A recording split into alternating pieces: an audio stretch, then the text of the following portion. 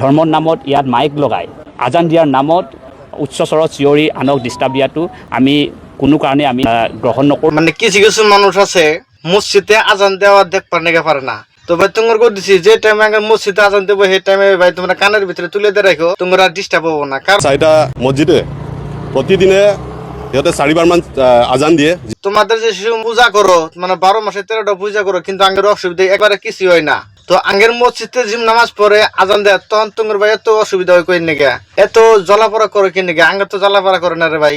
জোনাইত অকল এটা মছজিদে আছিলে, এতিয়া বৰ্তমান আমাৰ 4টাকৈ মছজিদ। সেদিনকে থেকে মসজিদে আজান দেওয়া বাদ করবো, সেদিনকে থেকে কিন্তু কিয়ামত আল্লাহ শুরু করে দিয়ে দেবো। সেদিনকে থেকেই সেই টাইমে থেকে কিন্তু কিয়ামত শুরু করে দিয়ে দেবো। আর তোমরা ভাই কইতেছো যে মসজিদে আজান দিয়ে মাইক লাগে আজান দিলে তাদের অসুবিধা হয়। আরে ভাই অসুবিধা কি লাগে হবো? তাহলে যে মানুষগুলো যে কথাগুলো কইতেছে এগুলোর বিবেক আছে না আছে জানি না। বিবেক থাকলে বোধ হয় এই কথাগুলো কইতো না, বিবেক নাই যার কারণে আজকে এই কথাগুলো কইতেছে। ইসলাম ধর্ম তো আজকে 2 দিন ধরে হানাই, 18,000 মুখ লোক যেদিনকে থেকে সৃষ্টি করছে সেদিনকে থেকে কিন্তু মানুষ সৃষ্টি হয়েছে, আর সেদিনকে থেকে কিন্তু ধর্মটা সৃষ্টি হয়েছে। ইসলাম ধর্মটা আজকে 2 দিন ধরে তো জন্ম নাই। আল্লাহ যেদিনকে থেকে মানুষ সৃষ্টি করছে সেদিনকে থেকে ইসলাম ধর্ম সৃষ্টি করছে, সেদিনকে থেকে আল্লাহ কোরআন সৃষ্টি করছে। আর তুমি ভাই কইতেছো যে মসজিদে মাইক লাগা আজান দিলে আমার অসুবিধা হয়। একটা কথা মনে রাখো, এই দুনিয়ায় আছে যে কাল নাই, তো আল্লাহ কিন্তু সারা জীবন সারা জিন্দগি কিয়ামত পর্যন্ত থাকবো। আমি আর আপনি থাকবো না, আল্লাহ কিন্তু থাকবো।